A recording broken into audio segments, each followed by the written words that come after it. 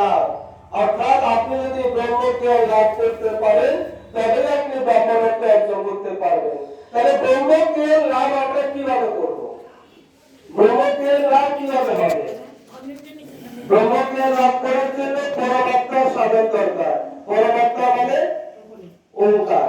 আর ওঙ্কারটা কে লিখা দিয়েছে আপনাদেরকে? স্বরূপানন্দ। তার মানে আপনারা খুব সহজে যে ব্রহ্মজ্ঞান লাভ করার জন্য ঋষি মহর্ষি তাদেরকে হাজার হাজার বছর তপস্যা করে যে পাওয়ার তারা অর্জন করেছেন, স্বামী স্বরূপানন্দ আপনাদেরকে সেটা একদম সহজে খুব হাতের তালুতে ওই মোয়ার মতো তুলে দিয়েছেন। আমরা কি সেই ব্রাহ্মণত্ব নিজের মধ্যে অনুভব করি যে আমি ব্রাহ্মণ, আমার মধ্যে ব্রহ্মজ্ঞান স্ফুরিত হচ্ছে? এটা কি আমাদের মনের মধ্যে ভাবনা আসে? এটা আমাদের আজকে এই বাবার জন্মদিনে আমাদেরকে স্মরণ করতে হবে। কারণ ব্রহ্ম মন্ত্র পেলাম, গায়ত্রী জপের অধিকার পেলাম, গায়ত্রী কীর্তন করার অধিকার পেলাম, হরিওম মহানাম সংকীর্তনের অধিকার পেলাম, কিন্তু নিজের মনের ভেতরে এখনো শূদ্র লুকায়িত আছে, এখনো ক্ষত্রিয় লুকায়িত আছে, ঠিক আছে, এখনো বৈশ্য লুকায়িত আছে। তার মানে ব্রাহ্মণের সবকিছু পেয়েও আমরা কিন্তু ব্রাহ্মণত্বে উত্তীর্ণ হতে পারিনি। এই ব্রাহ্মণের কথাটা এই কারণে আজকে বাবামণির জন্ম উৎসবে আপনাদের সামনে তুললাম, কারণ স্বামী সর্বানন্দের একমাত্র মহামনীষী যিনি চেয়েছিলেন সারা বিশ্ব এক মঞ্চে এসে একসাথে বসে একই সুরে একই তালে একই ছন্দে পরম করুণাময় ভগবানের পরমাত্মার সাধনা করবেন, এই সুযোগ কিন্তু আর সারা বিশ্বের কোন মত, কোন পথ, কোন সাধন মার্গ দিতে পারেনি।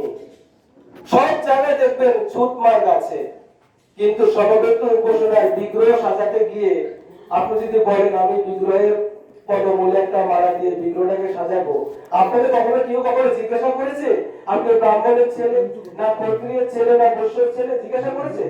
করেনি। স্বামী স্বরূপানন্দ তাহলে কোন মহা জিনিসটা আমাদেরকে দিয়েছেন, কিন্তু সেই মহা জিনিসের মূল্যায়ন ব্রাহ্মণ হিসাবে স্বরূপানন্দ শিষ্য হিসাবে পড়ে।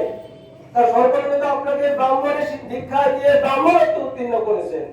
তাইলে ব্রহ্মের যে জ্ঞান, সেই জ্ঞানটাকে বুকের মধ্যে ধারণ করে স্বরূপানন্দের সামনে আপনাকে জোর গলায় বলতে হবে, স্বীকার করতে হবে যে আমি ব্রহ্ম জ্ঞান লাভ করেছি, আমি স্বরূপানন্দের মাধ্যমে লাভ করেছি, কিন্তু ব্রহ্ম জ্ঞান লাভ করেছি।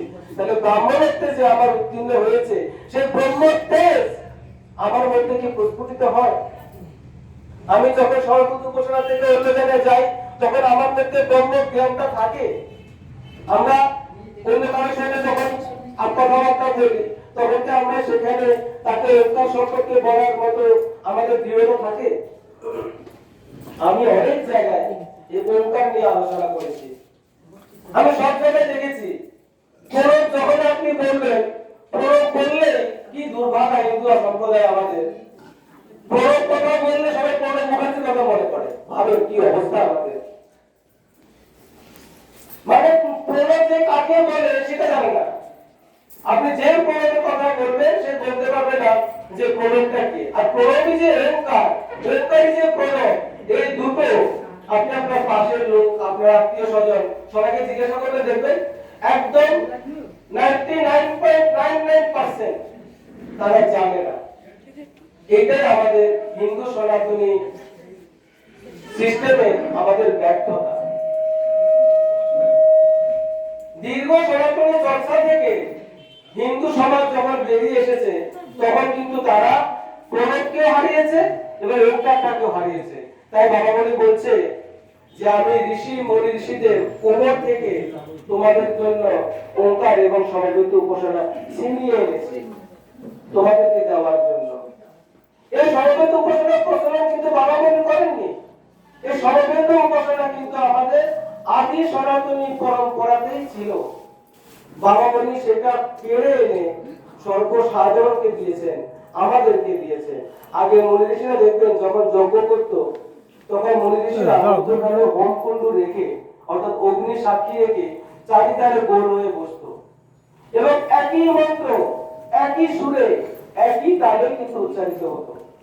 আপনারা কদিন আগে দেখেছেন লক্ষ্যকণ্ঠে গীতা পাঠ, সেখানে দেখুন সমবেত কিন্তু গীতা পাঠ তো সবাই ইন্ডিভিজুয়ালি করে, কিন্তু সমবেত গীতা পাঠ আমরা আগে দেখতে পেতাম না।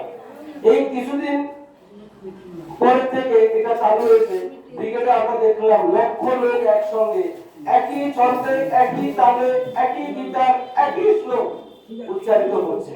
এটাকে বলে সমবেত।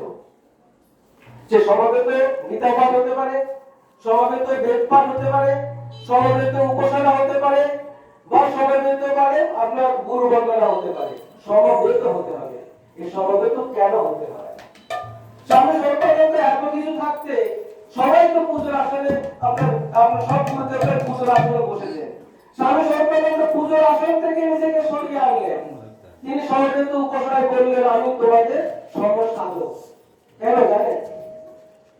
কারণ সমবেত উপাসনা এই কারণে করা হয়েছে, কারণ যখন আপনি সমবেত হবেন তখন আপনার মধ্যে একটা সমভাব তৈরি হয়, সম মানসিকতা তৈরি হয়, সম চিন্তাধারা তৈরি হয়, এবং সমাজের যে চারটি বর্ণের যে বিভাজন, এটা কিন্তু কর্ম হিসাবে বর্ণের বিভাজন, কিন্তু সে বর্ণটা হয়ে গেছে এখন জাত হিসাবে বিভাজন। শূদ্র কোনো জাত নয়, শূদ্র শব্দের অর্থ সেবক। আপনি জন্মতে যাও যে শূদ্র, আপনি যখন জন্মেছেন তখন আপনি শূদ্র রূপে জন্মেছেন, তাহলে আপনি সেবক রূপে জন্মেছেন। কার সেবক? সমাজের সেবক এবং ভগবানের সেবক। তা শূদ্র কখনো ছোট জাত নয়। আমরা সবাই শূদ্র রূপেই জন্মগ্রহণ করেছি, কারণ ভগবানের সেবক রূপেই জন্মগ্রহণ করেছি এবং সমাজের প্রতি আমাদের দায়বদ্ধতা আছে, তাই সমাজ সেবা আমরা করি। যিনি সেবা করেন তিনি শূদ্র। তারপরে হলো বৈশ্য। বৈশ্য কাদের বলবে? যারা ব্যবসা বাণিজ্য করে আমাদের এই যে সামাজিক যে এটা কিন্তু সমাজ সেবা। বৈশ্যরাও কিন্তু কোনো সম্প্রদায় নয়, বৈশ্যরাও কিন্তু সমাজেরই একটা সেবক। তারা কিভাবে সেবা দিচ্ছে?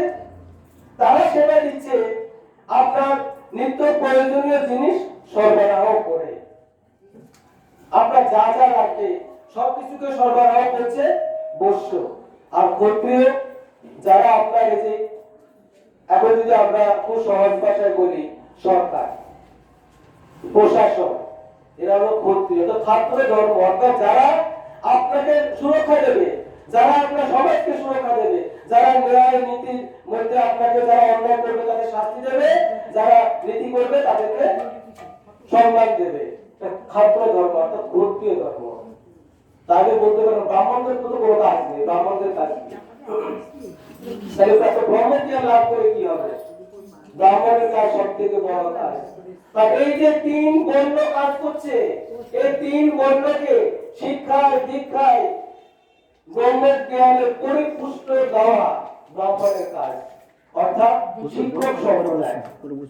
আমাদের যারা শিক্ষক সম্প্রদায় আছেন স্কুলের গণ্যমান্য শিক্ষক, এনারা সব ব্রাহ্মণ মোবাইলটা ঘুরিয়ে নি, তারপরে সমাজকে শিক্ষা দেয়, ভালো মন্দের বিভাজন আমাদের মধ্যে তুলে ধরেন, তারাই হলো ব্রাহ্মণ। আর সেই ভালো মন্দের বিচার স্বামী সর্বানন্দ কিভাবে দিয়েছে আমাদেরকে? স্বামী সর্বানন্দ আমাদেরকে দিয়েছে যে ভালো মন্দের যে বিভাজন, এই বিভাজনটা তোমরা সরিয়ে দাও। তাই সর্বানন্দ বলছে আমি জগতে নতুন ইতিহাস সৃষ্টি করতে আসিয়াছি। কিভাবে নতুন ইতিহাস সৃষ্টি হবে বলুন? স্বামী সর্বানন্দ কিভাবে নতুন ইতিহাস সৃষ্টি করবে? বিভিন্ন গুরুদেবরা যখন এসেছেন তারা বিভিন্ন মত বিভিন্ন পথ সৃষ্টি করে মানুষকে একটা আদর্শ সুন্দর একটা সিস্টেমের মধ্যে এনেছেন। তাহলে সর্বানন্দ সেখানে এসে তিনি আবার কি নতুন দিশা দেবেন?